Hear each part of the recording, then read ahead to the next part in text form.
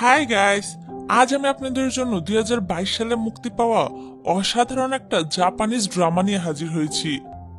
এই মুভির শুরুতে আমরা সুন্দরী একটা কিউট মেয়েকে দেখতে পাই, যার নাম ছিল ইউরি। ইউরি এখনো পর্যন্ত সিঙ্গেলই ছিল।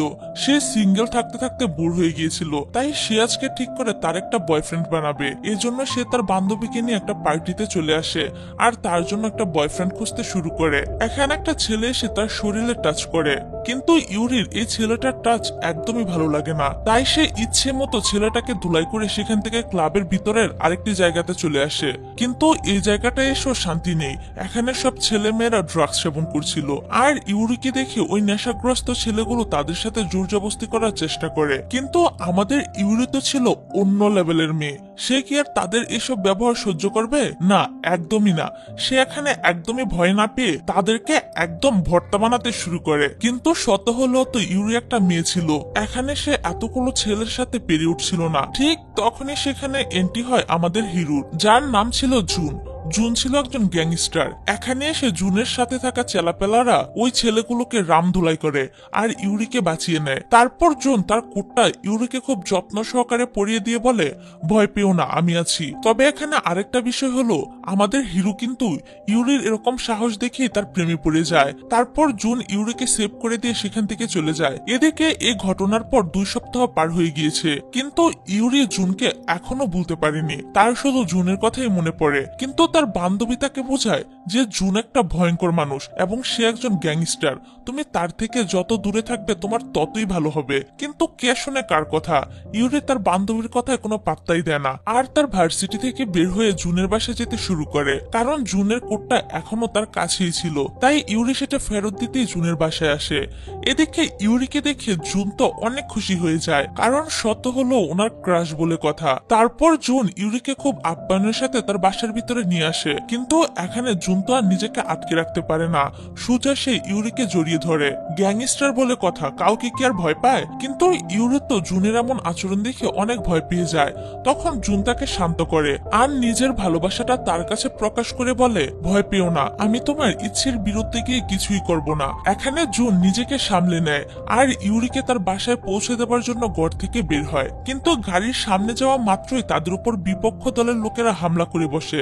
অর্থাৎ বুঝতেই পারছেন, জুন তো একজন গ্যাংস্টার, এরকম হামলা তার উপর হওয়াটা একদম স্বাভাবিকই ছিল। কিন্তু ইউরি তো এসব দেখে অভ্যস্ত ছিল না, তাই সে এখানে অনেক বেশি ভয় পেয়ে যায়।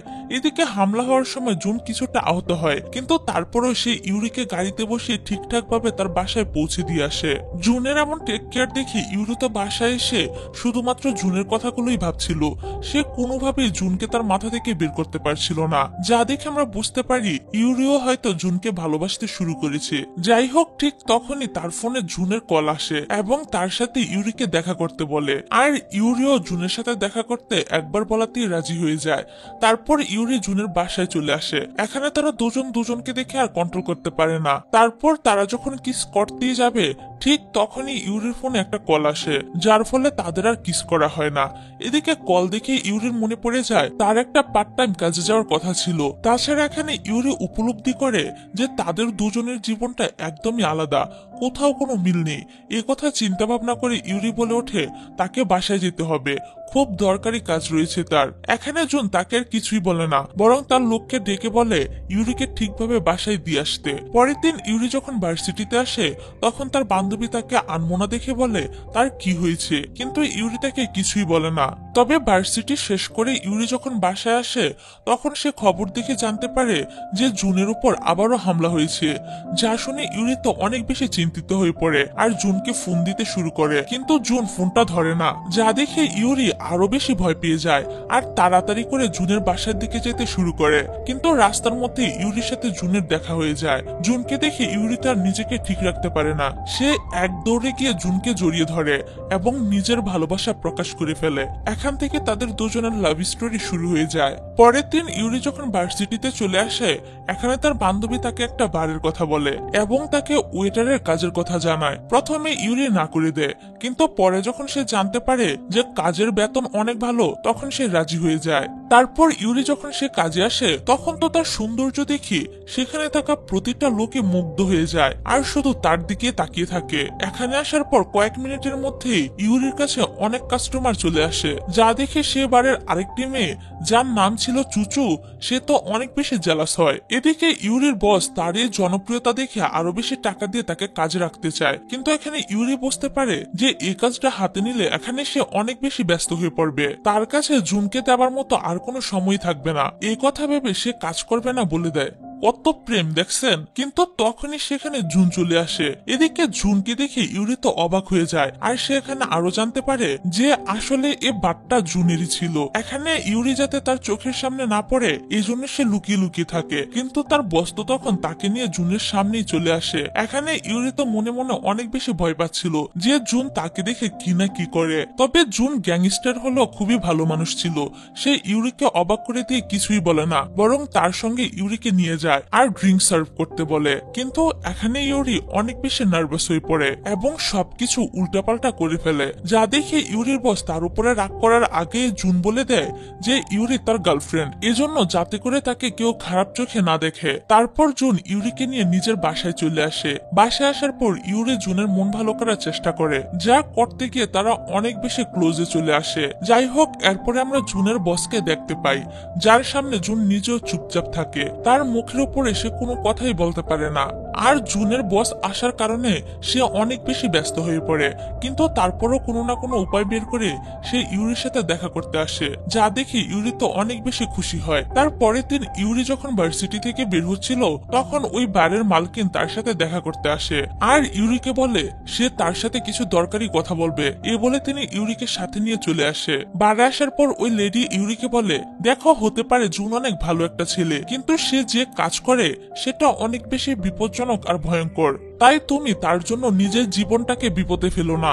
এখানে তারা দুজন যখন কথা বলছিল, তখনই জুনের বস সেখানে ড্রিঙ্কস করতে চলে আসে, কিন্তু তাদের মালকিন তাকে ড্রিঙ্কস দেওয়ার আগেই সেখানে কিছু বাজে লোক এসে সবকিছু ভাঙচুর করতে শুরু করে। তবে তারা জানতোই না যে আমাদের নায়িকা তো পুরাই একটা গুন্ডি। ইউরোতে এখানে এই ভাঙচুর দেখে অনেক রেগে যায় আর ওই গুন্ডাদেরকে আচ্ছা মতো রামদুলাই করে। তারপর ওই গুন্ডাগুলো যখন জানতে পারে যে তিনি হচ্ছে মাফিয়ার বস, তখন তারা দৌড়ে সেখান থেকে পালিয়ে যায়। এদিকে ইউরিও তখন জানতে পারে যে এই লোকটাই হলো জুনের বস, তখন সে তো পুরাই টাসকি খেয়ে যায়। অন্যদিকে এই লোকটা ইউরিকে ধমকি দিয়ে বলে সে যেন জুনের জীবন থেকে চলে যায়। আসলে বস কোনোভাবেই চায় না যে জুন কোনো মেয়ের পিছনে পড়ে আন্ডারওয়ার্ল্ডের ব্যবসা ধ্বংস হয়ে যাক, কারণ মেয়ে মানুষের মায়া যে পড়েছে সে তার জীবনে অন্য কিছুই করতে পারে না, এমনটাই তার ধারণা ছিল। তবে আমার মতে এই ধারণাটা একদমই ভুল, কারণ একটা মেয়ে পারে একজন ছেলের সফলতার কারণ হতে এবং তার জীবনটা সুন্দর করে সাজিয়ে দিতে। আপনাদের কি ধারণা তা কিন্তু অবশ্যই কমেন্ট করে জানিয়ে যাবেন। যাই হোক, এখানে তিনি ইউরিকে হুমকি দিয়ে বলে সে যেন জুনের জীবন থেকে দূরে সরে যায়, কিন্তু ইউরি তো ছিল খুবই সাহসী মেয়ে। সে মাফিয়া ডনের কথা শুনে তার মুখের উপরেই বলে দেয় যে আমি আপনার এই কথাটা শুনতে পারবো না। বাকি কথা শেষ করার আগেই সেখানে জুন চলে আসে আর তার বসের সাথে চোখে চোখ মিলিয়ে সোজাসুজি বলে দেয় যে তারা তার এই কথাটা শুনতে পারবে না। অর্থাৎ জুন যে বসের সামনে কোনোদিনও কথা বলতে পারেনি, আর আজ সে কিনা একটা মেয়ের জন্য ওই বসের চোখে চোখ রেখে কথা বলে, যা দেখে ওই মাফিয়া ডন তো অনেক বেশি রেগে সেখান থেকে চলে যায়। তখন বারের মালকিন জুনকে বলে আসলে আমরা টেস্ট করছিলাম যে ইউরি তোমাকে সত্যিই ভালোবাসে কিনা, কিন্তু আসলে ইউরি তোমাকে অনেক বেশি ভালোবাসে, এটা আমরা বুঝতে পেরেছি। তার কথা শুনে জুনও বুঝতে পারে তার বস শুধু এসেছিল ইউরিকে টেস্ট করার জন্য। তারপর জুন ইউরির কাছে আসে। ইউরি এসব ঘটনা দেখে অনেক ভয় পাচ্ছিল, কিন্তু ভয় পেলেই বা কি হবে, তারা দুজন তাদের ভালোবাসার প্রতি এমন ভাবে দৃঢ় হয়ে গিয়েছিল যে তারা একে অপরকে ছাড়া অন্য কিছুই বুঝতে চাইছিল না। এই কারণে তারা দুজন ভবিষ্যতে কি হবে না হবে এসব না ভেবে সারা জীবন একসাথে থাকার সিদ্ধান্ত নেয়। তারপর ইউরি যখন আবারও বাড়ি গিয়ে ওই মহিলার সাথে তাদের সম্পর্কে নিয়ে কথা বলছিল, তখনই সেখানে বাড়ির পুরনো একটা মেয়ে চুচু এসে তাদের বিষয়ে সবকিছু জেনে যায়। এটা জেনে চুচু তো ভিতরে ভিতরে জ্বলে পুড়ে মরতে থাকে, কারণ চুচু নিজেও জুনকে ভালোবাসতো, তাই তাদের ভালোবাসার কথা শুনে চুচুর একদমই ভালো লাগে না। তারপর একদিন হঠাৎ করে চুচুর ইউরি একটা গিফটের উপর চোখ পড়ে, যেটা ইউরি জুনের জন্য কিনেছিল। এখানে চুচু তার নিজের গিফটের সাথে ইউরির গিফটটা চেঞ্জ করে ফেলে আর ব্যাগের ভিতরে ইচ্ছে করে নিজের কার্ডটা রেখে দেয়, যাতে করে ইউরি গিফট খুলে দেখতে পায় যে তার গিফটটা চেঞ্জ হয়ে গিয়েছে, আর তখন কার্ডটা দেখে তার সাথে যোগাযোগ করতে পারে। আর ঘটনাটাও ঠিক এরকমই ঘটে। ইউরি যখন ঘরে গিয়ে দেখে যে এটা তার গিফট না, তখন সে কার্ডে থাকা নম্বরে ফোন দেয়। কিন্তু চুচু তাকে যে জায়গায় যাবার কথা বলে সেই জায়গায় জুন ইউরিকে অনেক আগেই বলেছিল না যাওয়ার জন্য, কিন্তু ইউরির তো গিফটটা লাগবেই, এজন্য চুচুর কথা মতো ইউরি ওই জায়গায় চলে আসে। আর চুচু এখানে ইউরিকে হ্যারাস করার জন্য আগে থেকেই কিছু লোক ভাড়া করে নিয়ে আসে, যারা ইউরিকে একা পেয়ে সেখানে অনেক বেশি জ্বালাতন করতে শুরু করে। এসব কিছু চুচু দূর থেকে দেখে অনেক বেশি খুশি হচ্ছিল। তবে তখনই সেখানে জুন ইউরিকে বাঁচাতে চলে আসে। আর এখানে আমরা জানতে পারি যে ইউরি বাসা থেকে বের হওয়ার আগে জুনকে কল দিয়েছিল আর বলেছিল যে চুচুর কথায় সে জায়গাটা যাচ্ছে। আর তখনই জুন বুঝতে পেরেছিল যে চুচু আসলে কি করতে চাচ্ছে, তাই চুচুকে হাতে নাতে ধরার জন্য জুন ইচ্ছে করে ইউরিকে ওই জায়গায় পাঠায়। তারপর সত্য সামনে আসার পর প্রথমে জুন ওই বাজে লোকদের ইচ্ছে মতো দোলাই দেয়, তারপর ইউরিকে বাসায় পাঠিয়ে দিয়ে চুচুকে নিজের সঙ্গে নিয়ে যায়। তবে এখানে এসে চুচু জুনের কাছে অনেকবার ক্ষমা চায় আর তাকে ভালো হওয়ার জন্য লাস্টে একটা চান্স দেবার জন্য কান্নাকাটি করে। যেহেতু জুন ছিল একজন ভালো মনের মানুষ, তাই সে চুচুকে বলে, দেখো আমি তোমাকে আরেকটা সুযোগ দিতে পারি, কিন্তু তুমি আমার চোখের সামনে কখনই আসবে না। কিন্তু শয়তান কি এত তাড়াতাড়ি ভালো হয় বলেন? সে এখানে জুনকে ড্রিঙ্কস অফার করে আর ড্রিঙ্কস এর সাথে চালাকি করে ড্রাগস মিশিয়ে দেয়, যাতে করে জুন কন্ট্রোল হারিয়ে তার বিছানায় চলে যায়। কিন্তু জুন তো ছিল একজন গ্যাংস্টার, সে কি আর এত সহজে তার নিজের কন্ট্রোল হারিয়ে ফেলবে? সে তার দেওয়া ড্রিঙ্কসটা খুব মজা করে খেয়ে সেখান থেকে চলে যায়। আর শয়তান চুচুর সব ইচ্ছে এখানেই ধুলি মিশিয়ে যায়। এদিকে এই ড্রিঙ্কস খেয়ে জুন যখন ইউরির কাছে আসে, তখন তো আর সে নিজেকে কন্ট্রোল করতে পারে না। সে ইউরির সাথে অনেক বেশি ক্লোজে চলে আসে আর সারা রাত ইউরির সাথে তার বাসায় থেকে যায়। পরের দিন সকালবেলা জুন যখন ইউরিকে বাই দিয়ে ঘর থেকে বের হয়ে যায়, তখন আমরা ঘরের বাইরে দুইটা ডিটেকটিভকে দেখতে পাই যারা তাদেরকে ফলো করছিল। ওই লোকগুলোর মধ্যে একজন ইউরির ছোটবেলার বন্ধু ছিল, যার নাম ছিল জিন। জিন হলো একজন গোয়েন্দা যে কিনা গ্যাংস্টার জুনকে ধরার জন্য প্রমাণ খুঁজে বেড়াচ্ছিল। তাছাড়া ইউরির ফ্যামিলির সাথে জিনের যোগাযোগ ছিল। জুনকে ইউরির বাসা থেকে বের হতে দেখে জিন তো ইউরিকে এসে বলে, তুমি তার সাথে কি করছো, তার সাথে তোমার কি সম্পর্ক? তবে এখানে ইউরি পুরো অস্বীকার করে যে আমার সাথে তার কোনো সম্পর্কই নেই, কারণ তার ফ্রেন্ডের সাথে তার মায়ের যোগাযোগ ছিল। এখানে যদি এই বিষয়টা জানাজানি হয়ে যায় তাহলে তার গড়েও পৌঁছে যাবে, যা ইউরি কোনোভাবেই চাইছিল না যে তার পরিবারের মানুষ এই ঝামেলার ভিতরে জড়িয়ে পড়ুক। কিন্তু একজন ডিটেকটিভের কাছে বেশিক্ষণ সত্য লুকানো যায় না। জুন সবকিছুই জেনে যায় আর ইউরিকে নিয়ে বাসায় যায় তাকে বোঝানোর জন্য। কিন্তু তখনই জুনের একজন লোক এটা দেখে ফেলে আর জুনকে কল দিয়ে বলে যে ম্যাডামকে কেউ একজন জোর করে নিয়ে যাচ্ছে। এদিকে জিন ইউরিকে বাড়িতে এনে একটা রুমের ভিতরে বন্দি করে দেয় আর বলে, ততক্ষণ পর্যন্ত আমি দরজা খুলবো না যতক্ষণ পর্যন্ত তুমি ওই গ্যাংস্টার জুনের সাথে ব্রেকআপ না করবে। তাছাড়া এখানে জিন ইউরিকে আরো বলে যে আমিও তোমাকে অনেক ভালোবাসি, আমি চাই তুমি আমার গার্লফ্রেন্ড হয়ে যাও। তাছাড়া জুন একজন সন্ত্রাসী, প্রমাণ পেলেই আমরা তাকে অ্যারেস্ট করব। তুমি কি তোমার নিজের জীবনের কথা একটু ভাববে না? ওই গ্যাংস্টারকে ছেড়ে দাও এবং তার সাথে ব্রেকআপ করো, তখন আমরা সুখী শান্তিতে দিন কাটাবো। কিন্তু ইউরি জিনকে বলে, দেখো আমি সবকিছু জেনে শুনে জুনকে ভালোবাসি আর আমি তার থেকে কখনোই দূরে থাকতে পারবো না, এটা আমার পক্ষে কোনোভাবেই সম্ভব না।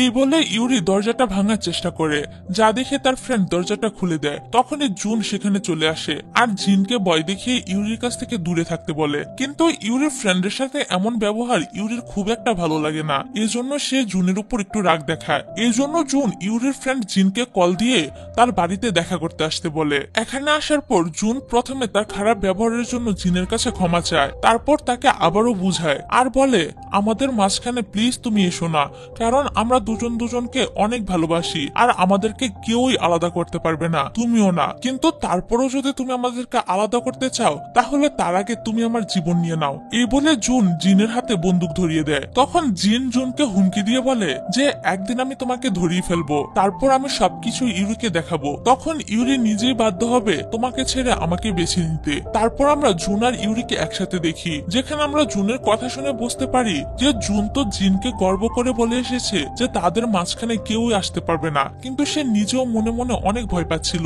যদি ইউরি তার থেকে দূরে চলে যায়। আর এই জিনিসটা ইউরি বুঝতে পারে আর জুনকে বলে, যাই হয়ে যাক না কেন আমার সামনে যেই আসুক না কেন আমি সবসময় তোমাকেই বেছে নিব।